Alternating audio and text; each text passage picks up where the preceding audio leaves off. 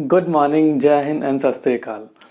पिछली वीडियो में हमने देखा कि हम पढ़ रहे थे मेल रिप्रोडक्टिव सिस्टम के बारे में, जहां हमने जाना कि कैसे स्पर्म फॉर्मेशन होता है, कैसे सीमेन बनता है मेल बॉडी के अंदर।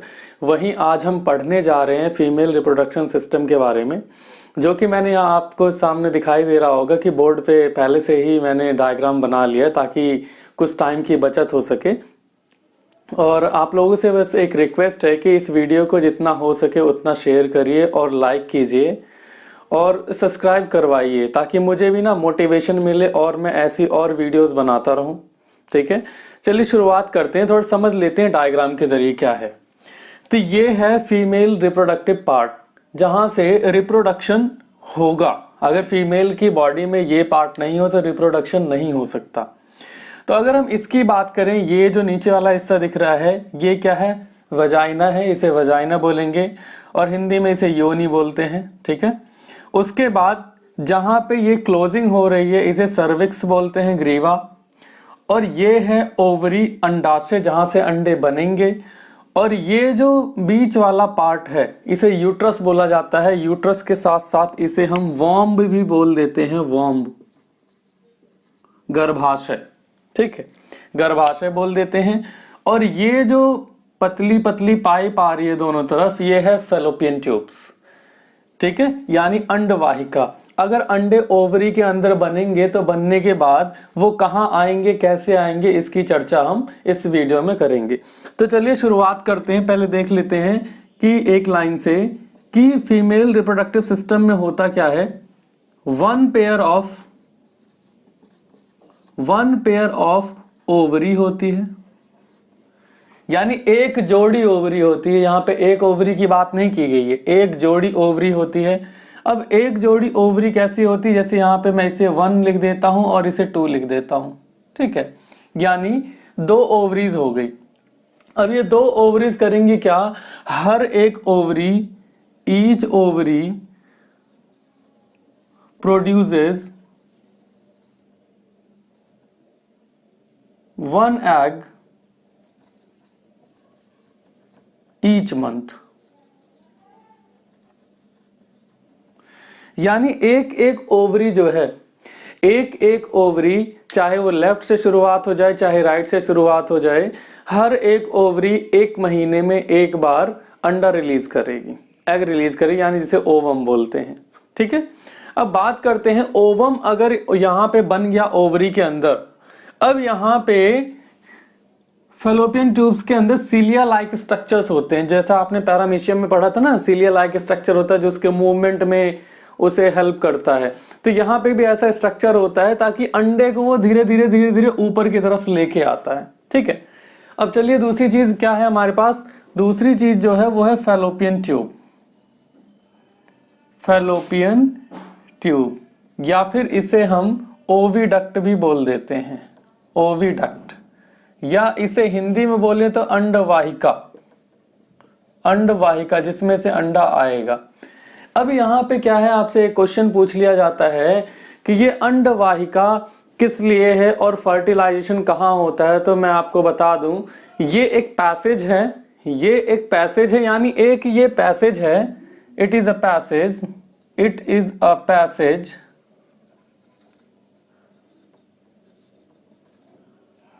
which transfers the fertilized egg in uterus। यानी इसका कनेक्शन कहां से है? गर्भाशय से। यहां आपको दिख भी रहा होगा चित्र में कि ये एक ऐसा पैसेज है जो कि अंडे को गर्भाशय के अंदर लेके आता है, गर्भाशय के अंदर लेके आता है। तो गर्भाशय के अंदर जब ये लेके आ रहा होता है तो फर्टिलाइजेशन कहाँ होता है? तो यहाँ पे एक स्टार मार्क के लिख लेना कॉपी के अंदर, it is the site of fertilisation, it is the site of fertilisation. यानी यहाँ पे क्या होता है? निषेचन होता है। निषेचन का मतलब ओवम, यानी फीमेल से निकलने वाला एग स्पर्म के साथ यहां मिलता है, इस प्रोसेस को फर्टिलाइजेशन बोला जाता है, यानी निषेचन प्रक्रिया बोली जाती है। ठीक है, निषेचन प्रक्रिया बोली जाती है। और जैसे ही ये निषेचन प्रक्रिया होती है तो धीरे धीरे सेल्स स्टार्ट टू डिवाइड, यानी डिवीजन होना शुरू हो जाता है सेल्स का। और जैसे जैसे सेल धीरे धीरे बड़ी होने लगती है, यानी 2 सेल से 4 बनी, 4 से 8 बनी, 8 से 16 बनी, तो हम इसे बोल देते हैं जाइगोट बोल देते हैं, जाइगोट।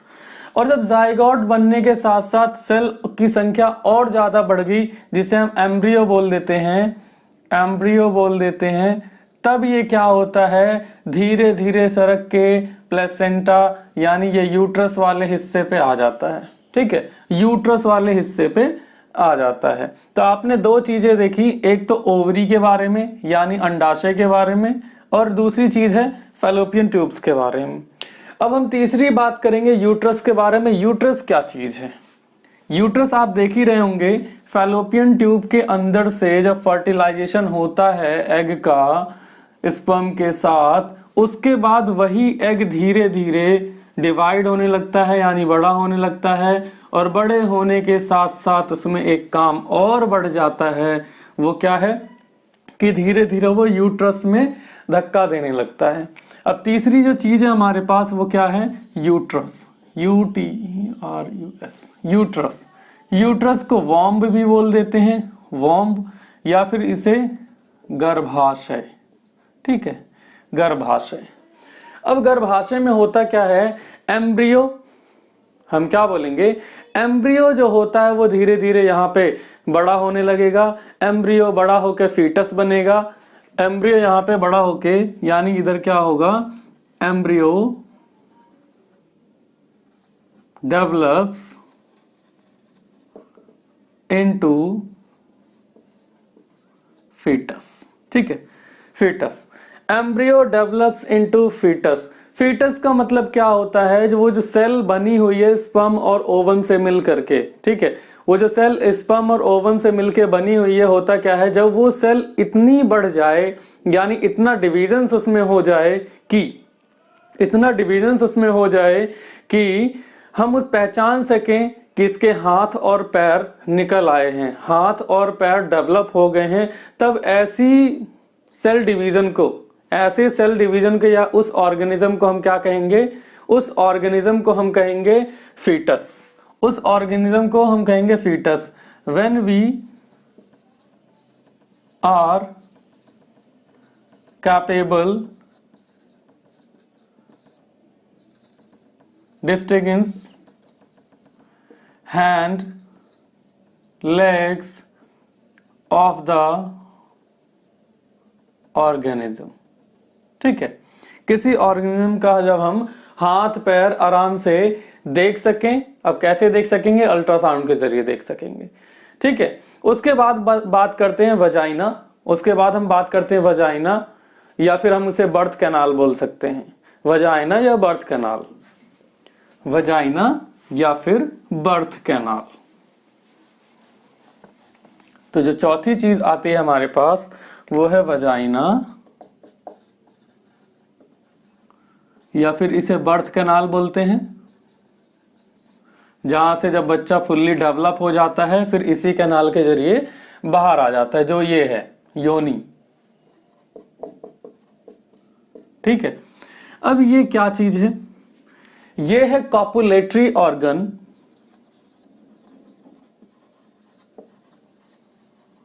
In female.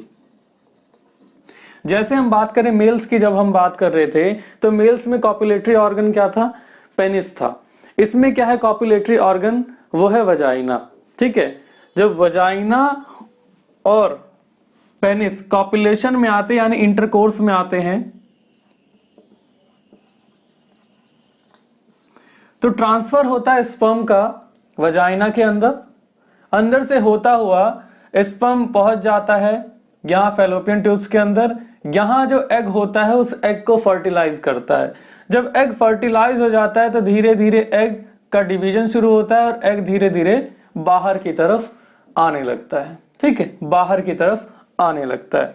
अब ये जब बाहर आके जब ये बाहर आके आराम से यूट्रस के अंदर में आता है, बाहर आके आराम से यूट्रस के अंदर में आता है, उसे बोला जाता है इम्प्लांटेशन। इम्प्लांटेशन, इम्प्लांटेशन, ठीक है। जैसे जैसे यानी महिलाओं के अंदर या लड़कियों के अंदर पीरियड्स होते हैं, तो पीरियड्स होने के दौरान क्या होता है कि ये जो वॉल्स है, ये यूट्रस की वॉल्स है, धीरे धीरे थिक होने लगती है और स्पंजी हो जाती है, थिक होने लगती है और स्पंजी हो जाती है। तो जो यूट्रस की वॉल है जिसे हम एंडोमेट्रियम बोलते हैं, अब यूट्रस की जो वॉल है ये पेरीमेट्रियम, ये एंडोमेट्रियम, ये जो रेड वाला हिस्सा दिखाया है एंडोमेट्रियम। एंडोमेट्रियम में क्या होता है, ये जो सेल आई है, फर्टिलाइज्ड एग आया है, आराम से आके यहां पे बैठ जाता है, आराम से आके यहां पे बैठ जाता है और यहाँ की जो मसल्स होती हैं वो स्पंजी हो चुकी होती हैं ताकि आराम से ये यहां पे आके बैठ सके। यानी setting down of fertilized egg at the site of endometrium is known as implantation। implantation यानी यहां से सेल निकल के और ये आ गया यहाँ एंडोमेट्रियम में आके सेटल डाउन हो गया, जहां से इसे सेल को धीरे धीरे मदर के अंदर से न्यूट्रिशन मिलना शुरू हो जाएगा और यहाँ पे सेल ये फर्दर डिवीजन होके प्रॉपर से एक फीटस बनाएगा और फीटस बनने के साथ साथ एक ऐसी स्टेज आएगी जब ये प्रॉपर से चाइल्ड बन चुका होगा, ठीक है। तो इसी चीज को बोलते हैं इम्प्लांटेशन, यानी ये यहाँ पे आके सेटल डाउन हो गया है सेल। अब यहाँ पे इसका प्रॉपर तरीके से मैचुरेशन होगा, प्रॉपर तरीके से डेवलपमेंट होगा, ठीक है। अब साथ साथ में एक चीज और है, जैसे जैसे सेल डेवलप होता जाता है तो यहाँ पे हम ऐसे मान के चलते हैं, ये रहा क्या कहते हैं, ये सेल है और सेल ये रहा, ये जो बच्चे की फॉर्मेशन हो रही है, ठीक है, ये बच्चे की फॉर्मेशन हो रही है। तो आपने देखा होगा उसके नेवल से एक कॉर्ड निकल रही होती है, एक रस्सी लाइक स्ट्रक्चर निकल रहा होता है जो मदर के वॉर्म से जुड़ा रहता है। तो मदर के वॉर्म से जो जुड़ा रहता है उसको यहाँ पे बोलते हैं प्लेसेंटा बोलते हैं, ठीक है। ये कुछ इस टाइप का स्ट्रक्चर होता है, प्लेसेंटा बोलते हैं। ये यहाँ से बच्चे के नेवल से जुड़ा रहता है। अब ये वाला हिस्सा जो है, ग्रीन वाला हिस्सा, इसे बोलते हैं प्लेसेंटा, इसे प्लेसेंटा बोलते हैं। प्लेसेंटा क्या है, प्लेसेंटा क्या है, यह है disc like structure,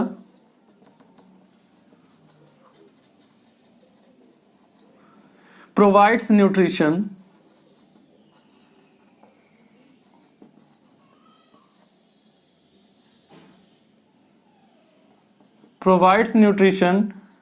to the child through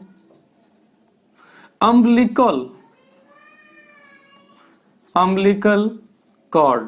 यानी देखा होगा उसके नाभि से एक रस्सी नुमा स्ट्रक्चर निकल रहा होता है जो कि ये जुड़ा होता है प्लेसेंटा से और ये प्लेसेंटा अटैच्ड होता है यूट्रस से। तो यहाँ से यहाँ पे क्या होता है, एक विलाई लाइक स्ट्रक्चर होता है, विलाई लाइक स्ट्रक्चर होता है। ये क्या करता है, विलाई जैसे हमारी स्मॉल इंटेस्टाइन में होता है जो कि न्यूट्रिशन को सक करने का काम करते हैं, सेम चीज यहाँ पे होता है।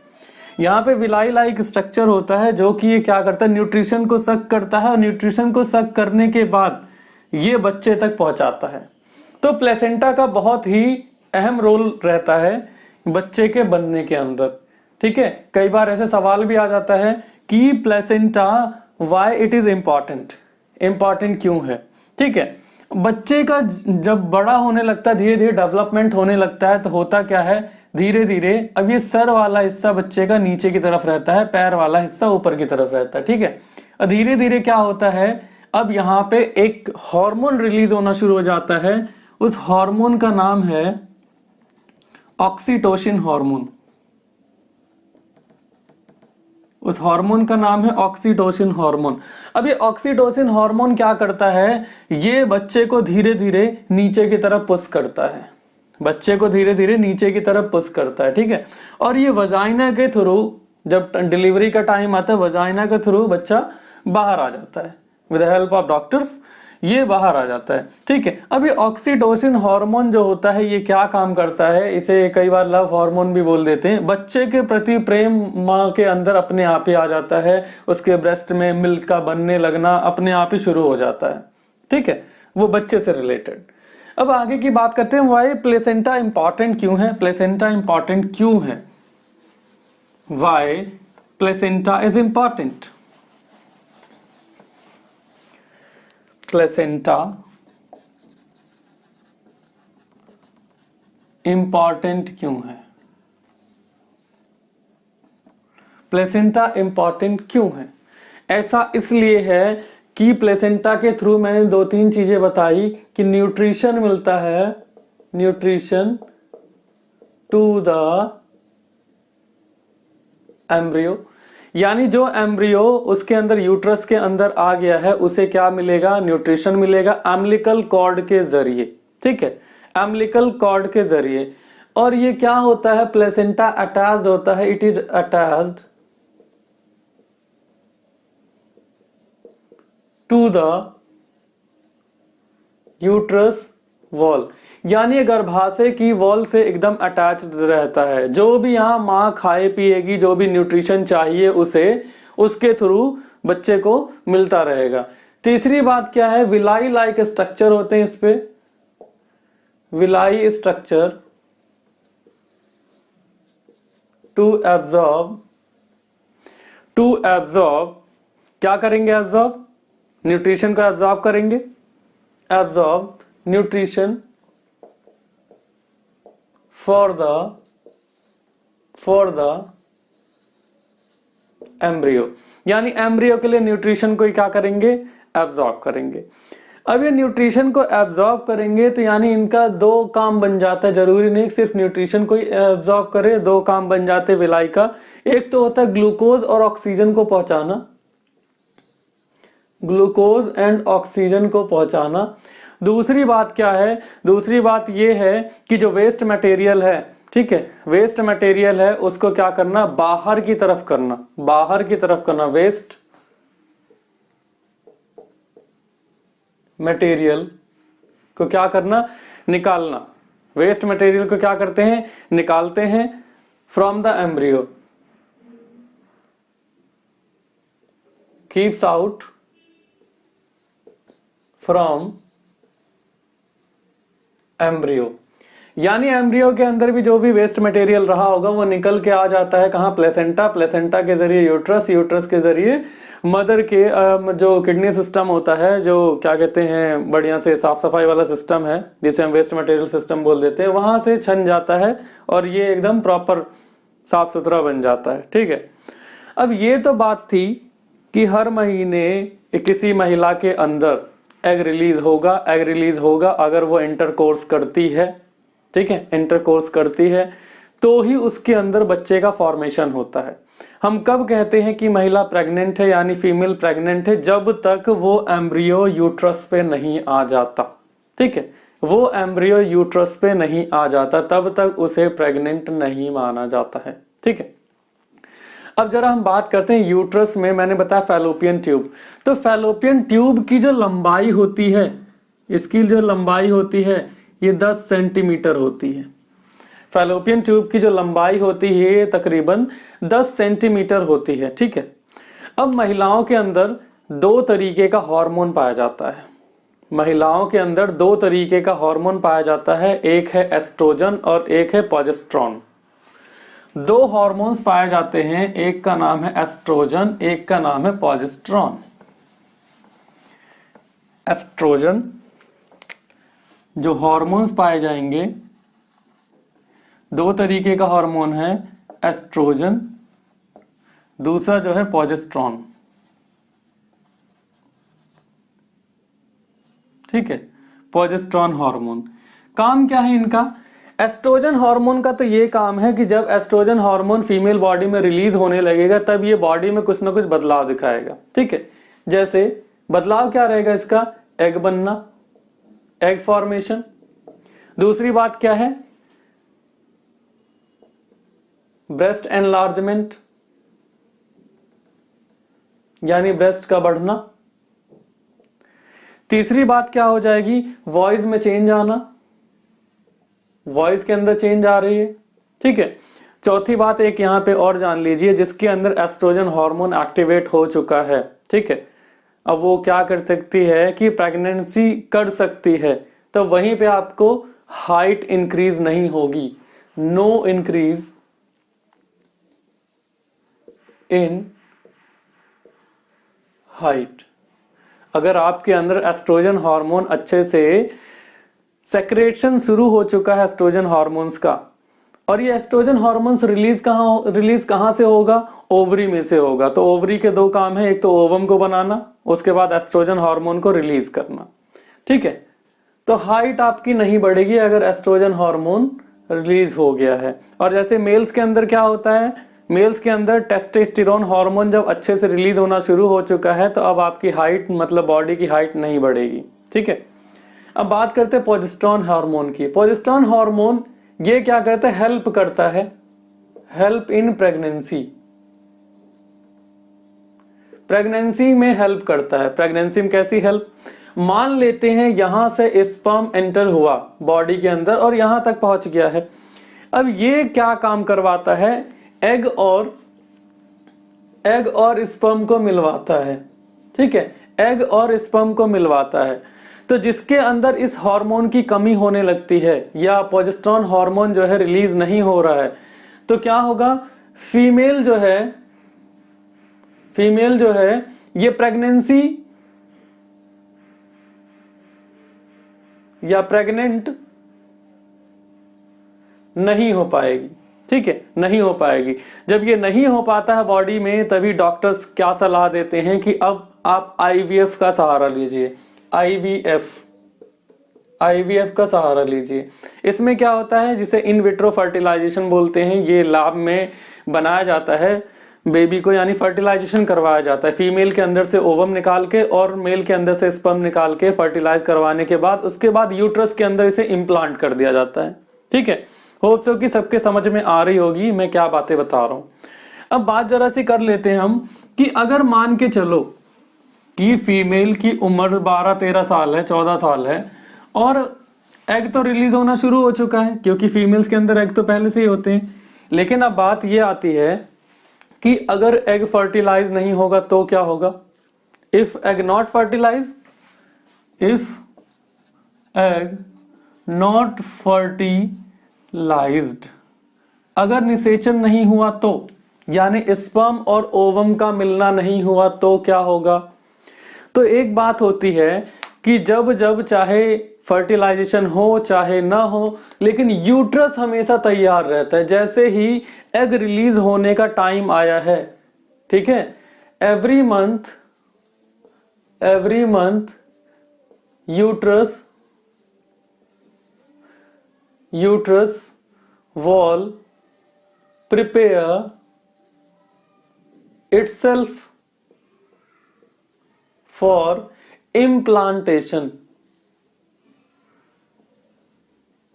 अब ये इम्प्लांटेशन में क्या होता है, वॉल ऑफ यूट्रस थिक हो जाती है, थिक एंड स्पंजी वॉल्स, यानी जो दीवारें हैं ये स्पंजी हो जाती हैं ताकि यहां पे आराम से आके एग जो है इम्प्लांट हो सके। लेकिन अब ऐसा अगर ना हुआ तो क्या होगा, अगर ऐसा ना हुआ तो क्या होगा, इफ इट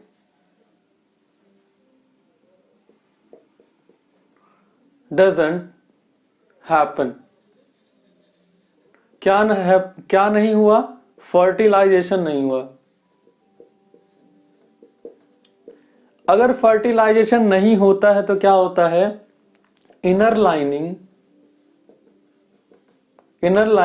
जिसे हमने क्या बोला था, जिसे हमने बोला था एंडोमेट्रियम,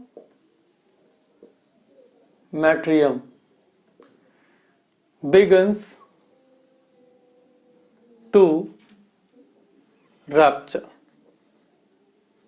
तो क्या होती है, ये दीवार धीरे धीरे, यानी मांस से जो बनी दीवार है, धीरे धीरे टूटने लगती है। अब टूटने के साथ क्या होता है, फीमेल बॉडी में से रप्चर होती है तो क्या होता है, ब्लड एंड म्यूकस बॉडी से बाहर आने लगता है थ्रू वजाइना। अब इसी चीज को, अब ये क्या होता है, it happens every month, it happens every month. अब इसी चीज को हम क्या बोलते हैं, मेंसुरेशन बोल देते हैं। ठीक है, यानी इसी चीज को हम पीरियड्स बोल देते हैं, जो कि फीमेल में हर महीने होना ही होना है। ठीक है, अब ये कब तक रहता है, अब ये जो पीरियड है ये कब तक रहता है, ये पीरियड रहता है, इट यूजुअली टेक्स 2 to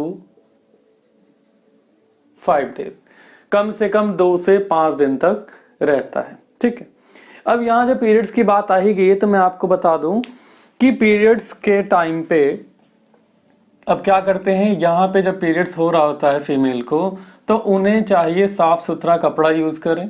और वैसे आजकल तो कपड़े का जमाना गया, अब बाजार में ढेर सारे पैड्स उपलब्ध हैं, उन पैड्स का यूज करें। ठीक है, नहीं तो आजकल मेंस्ट्रुअल कप्स भी आते हैं, मेंस्ट्रुअल कप्स का भी आप यूज कर सकते हैं। जब पीरियड्स हो रहा है तो पहले वाले पीरियड को मीनार्क बोला जाता है, यानी फर्स्ट पीरियड, जब पहली बार हुआ है। और जो लास्ट वाला पीरियड है, यानी कि अब उसके बाद होगा ही नहीं कभी, उसे मेनोपॉज बोलते हैं।